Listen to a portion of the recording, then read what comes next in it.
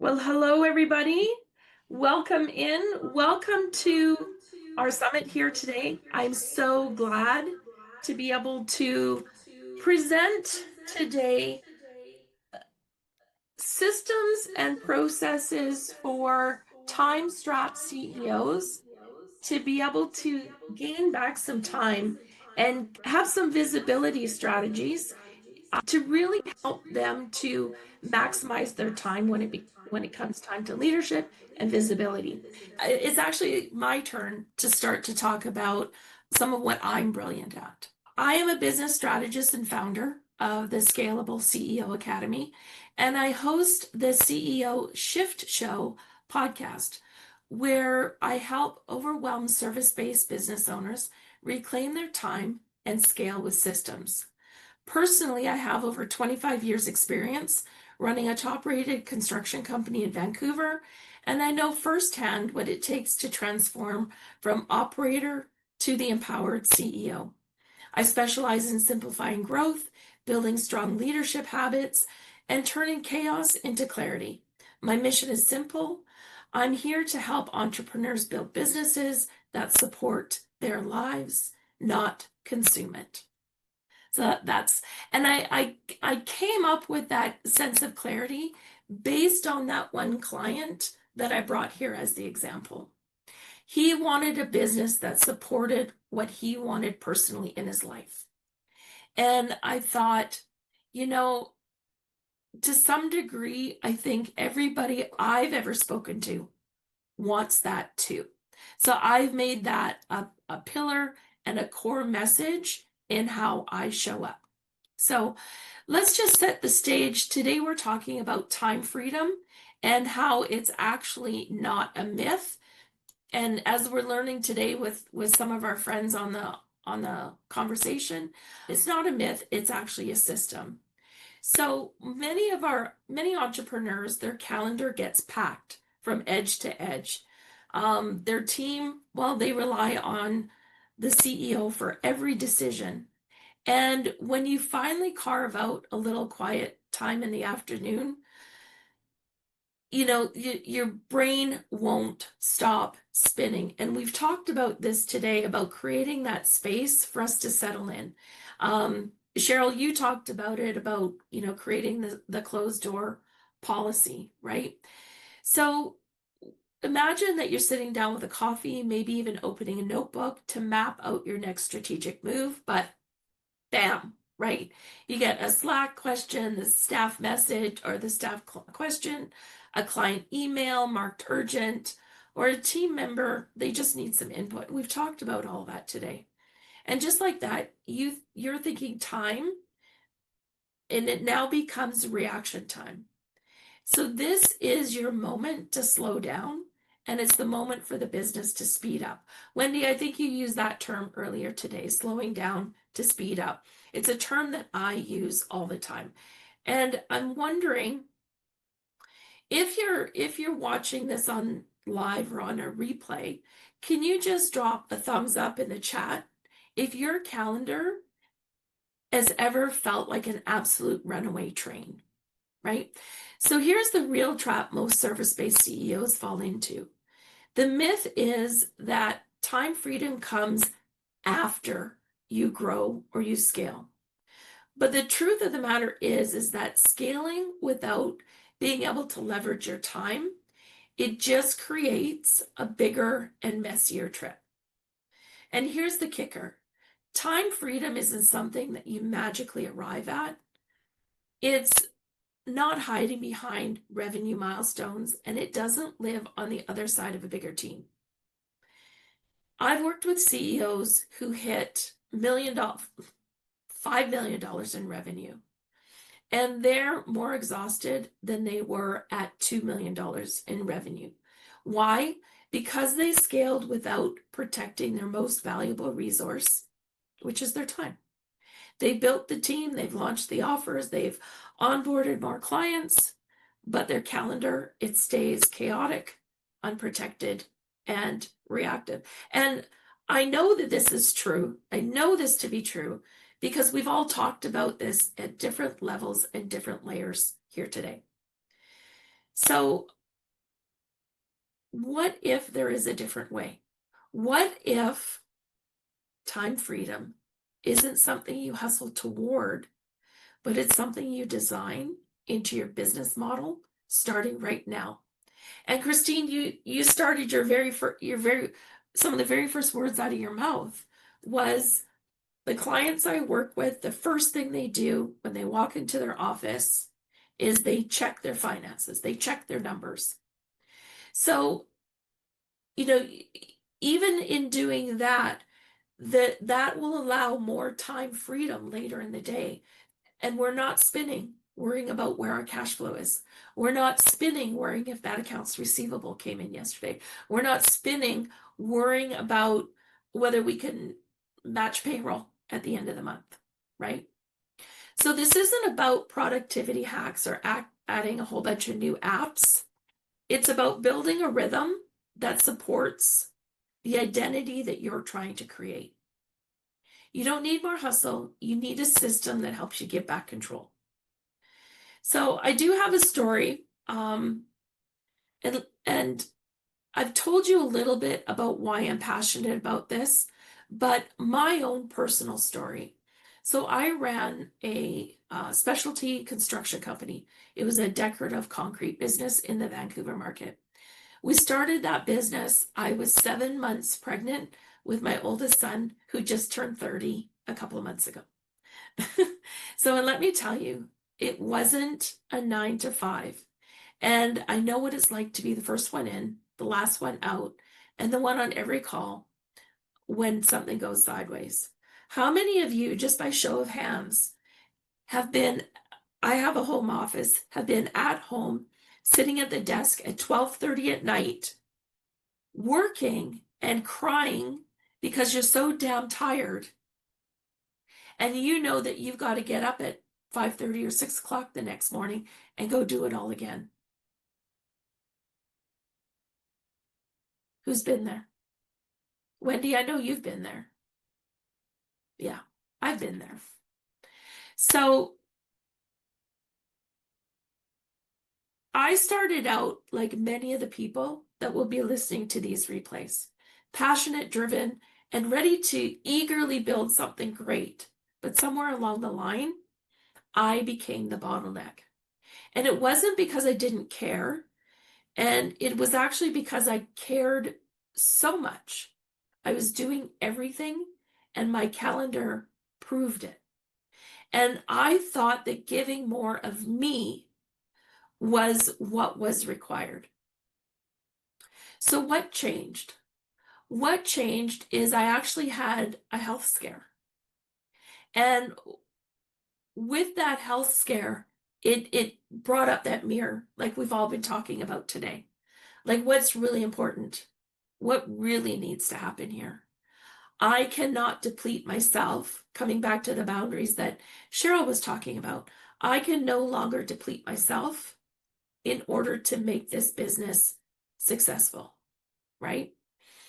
So I stopped building the business like I was the technician, because yes, I was on every job site, and I started to run it like a CEO.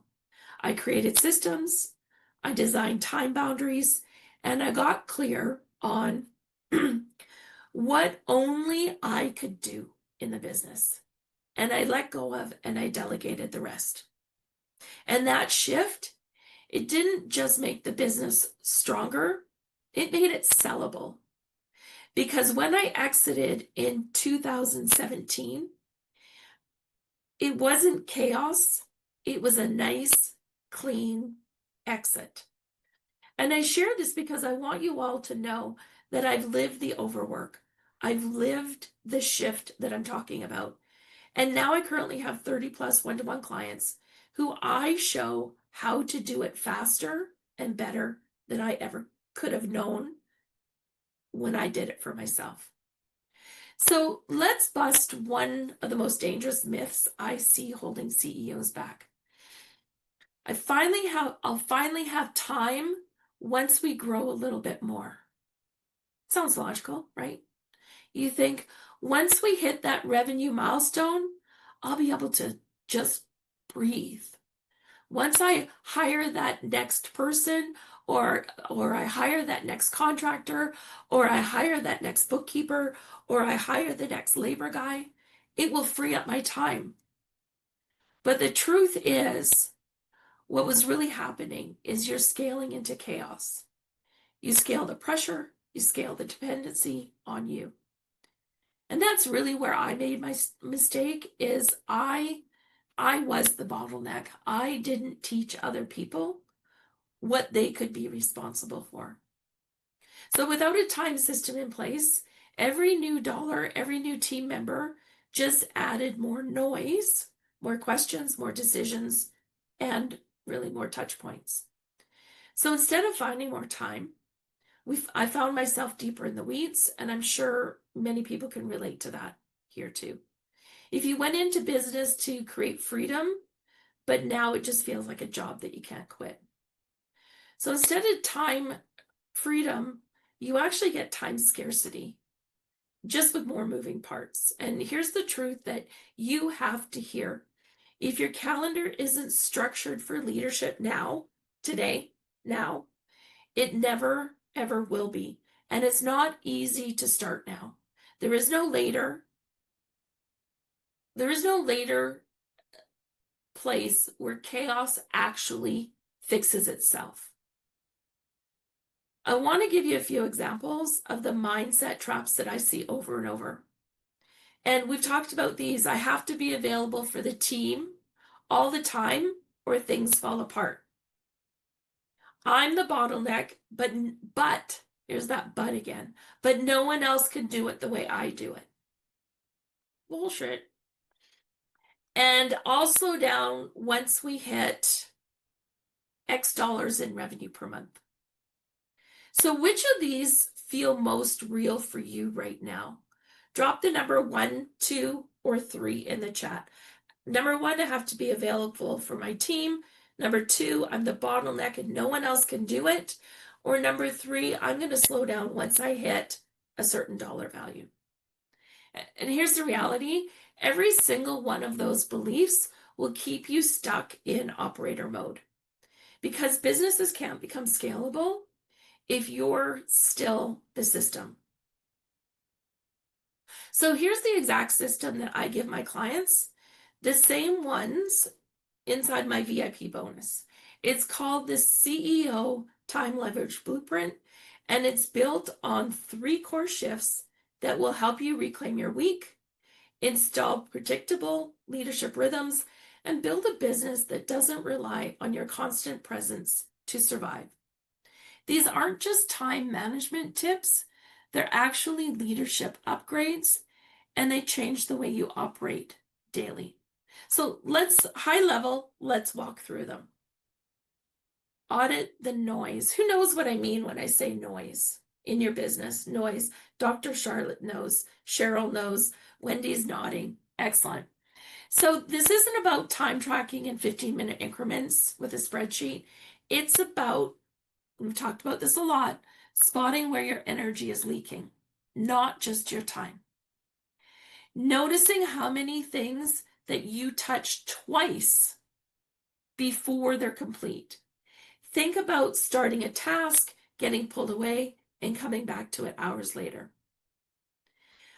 Identifying reoccurring tasks that should not land on your desk at all. And exposing invisible labor like decision making, hand holding, and context switching.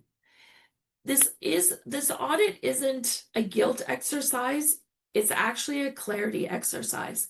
How am I truly flowing my systems? How am I truly spending my time? And how am I going to be able to, and it's an opportunity for you to now recognize where the bottlenecks are, because sometimes we're so tight into our business that we haven't even lifted our head to breathe, and we just can't see that we're our own worst example. So step number 2, high level, is let's look at redesigning our rhythm. Yes, Charlotte. Dr. Charlotte. Oh, it's fine. Charlotte's fine. So, Carol, when you're I'm going to go back to being in the contracting world. Sure. This is a prevalent in my observation of my life, being in this world like you are. This is a Mhm. prevalent culture opportunity for that industry. Yes. In their hearts of hearts, they believe that being there 10 to 12 hours a day is the best thing for everybody in the world, but Hmm. it's not. No. So everything that you're saying, I'm like, because I have a program that speaks specifically to this. I think that perhaps for other industries, it's hard to understand that. Yeah. And like you were saying, I want to give you like a lot of, I heard you when you were saying I was the bottleneck. I can tell you, I probably know 50 superintendents who are the bottleneck Hmm. because they can't, they have to, everything. I'm just like, I just see another underlying thing, shift happening while you're talking. I'm not sure if anyone else is in the Excellent. contracting business here or was. Excellent. Yes.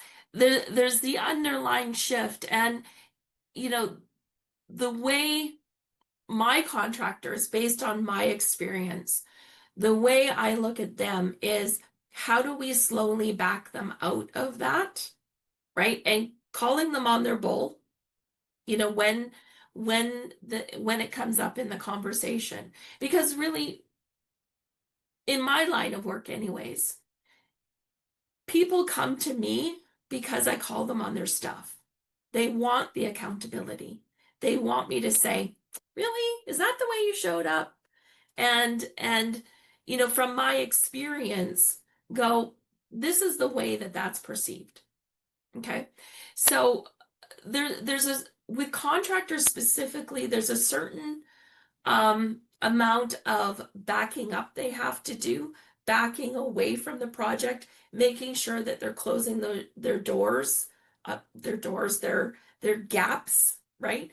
And I could see it be the same thing for a legal office. I could see it be the same thing for a bakery. I could see it be the same thing for a marketing agency. When the owner is in it,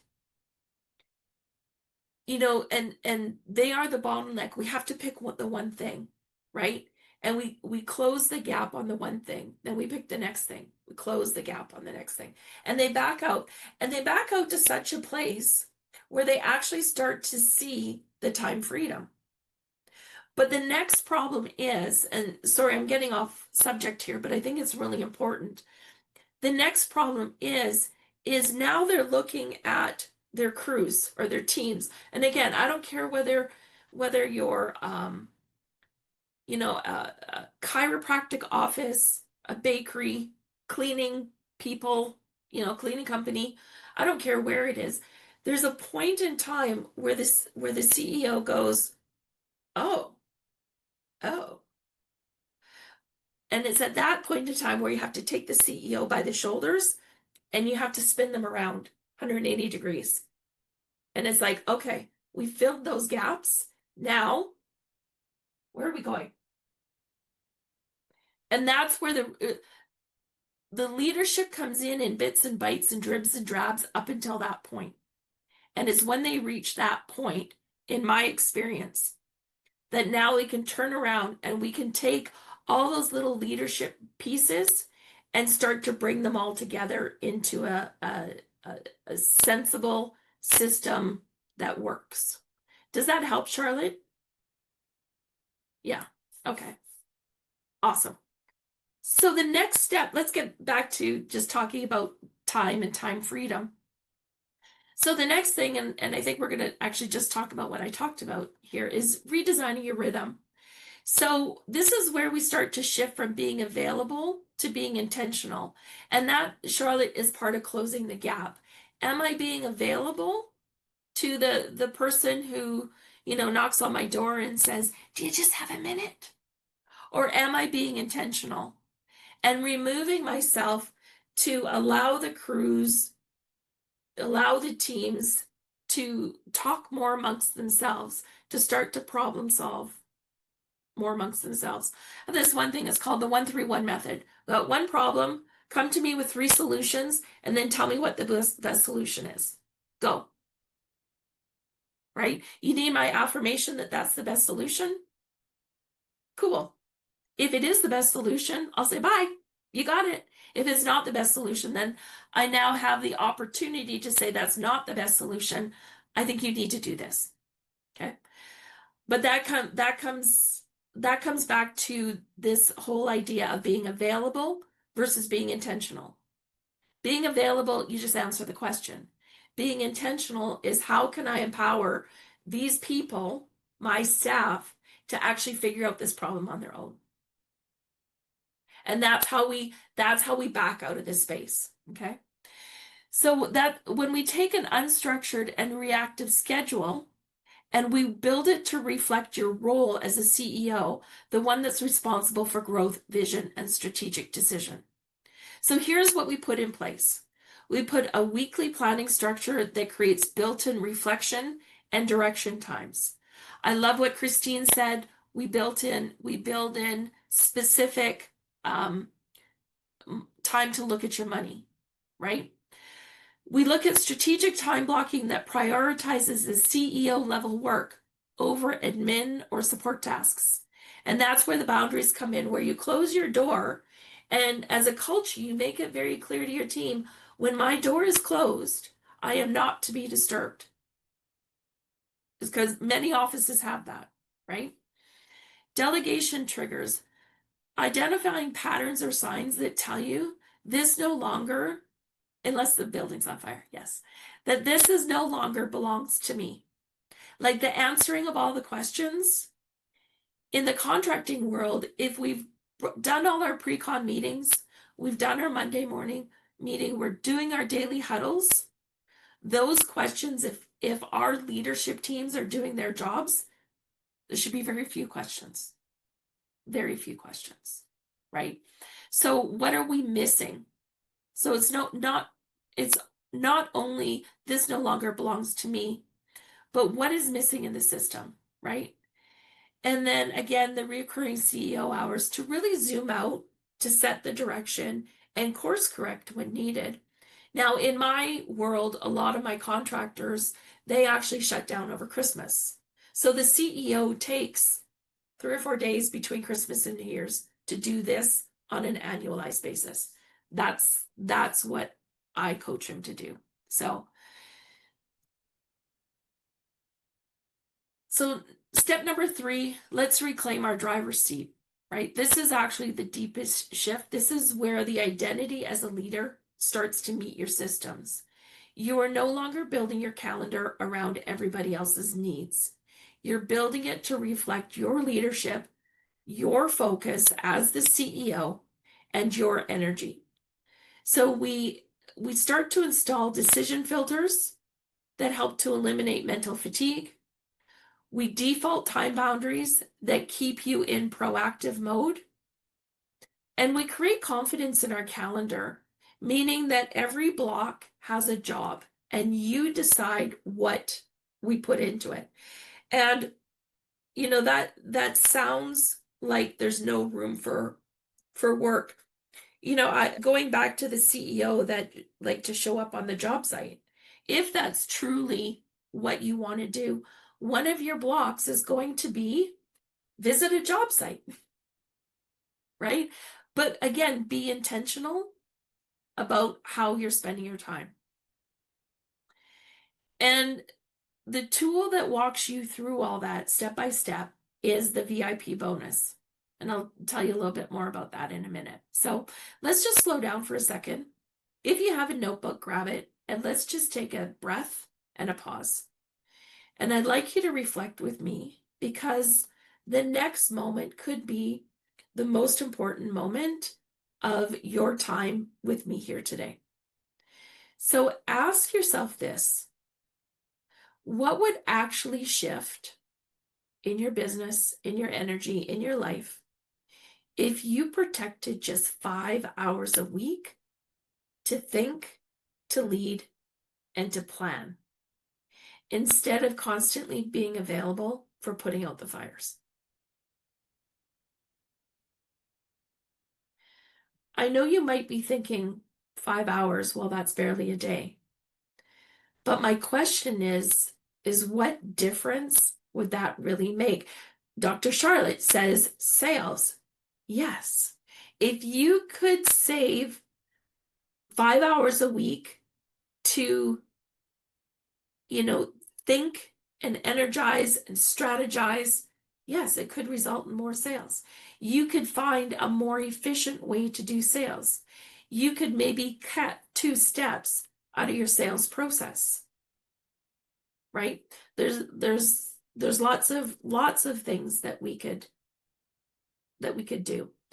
So let's use this time to get intentional and, you know,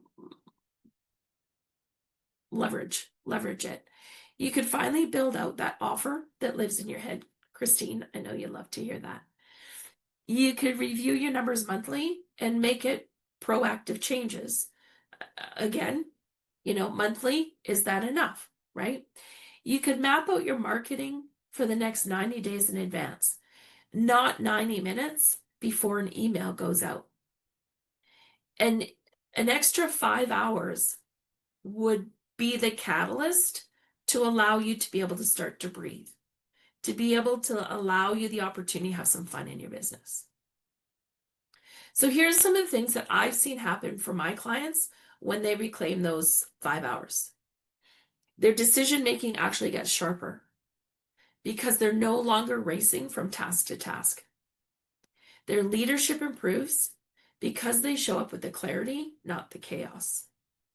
And their confidence actually returns because they're finally operating like the CEO their business needs. And I know somebody said earlier today, when we're in that CEO mode, it starts to get to be really fun.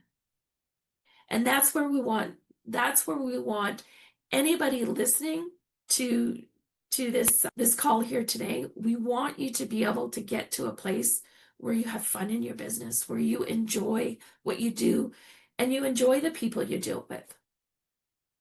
So sometimes the biggest aha isn't a complicated strategy.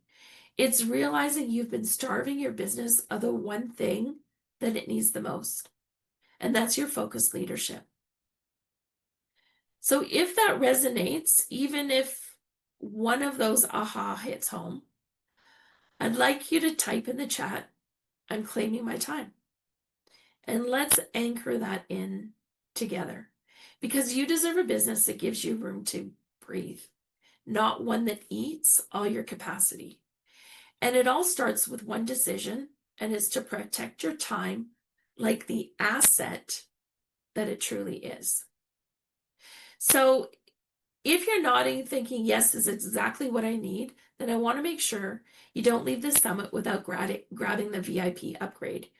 Christine, here's my offer. Because inside that VIP bundle is your CEO time leverage blueprint. It's a plug and play tool along with the training and guidelines to use it. You're going to get the weekly calendar templates. You're going to get the delegation prompt lists. You're going to get a guided time audit and reflection questions that reveal where your current model is draining you. And you're going to get affirmations of developing what I call your power habit, where you learn to set the rules for your time first. And this is everything I wish I had when I was in your shoes. Building, managing, and scaling without a clear rhythm. If you can skim it in 20 minutes, or you can deep dive it to reshape your next quarter. Either way, it's yours when you upgrade. So here's what I want you all to remember today, that time freedom, it doesn't just help you show up, is that you create the time freedom. And the good news is that you don't have to do it alone.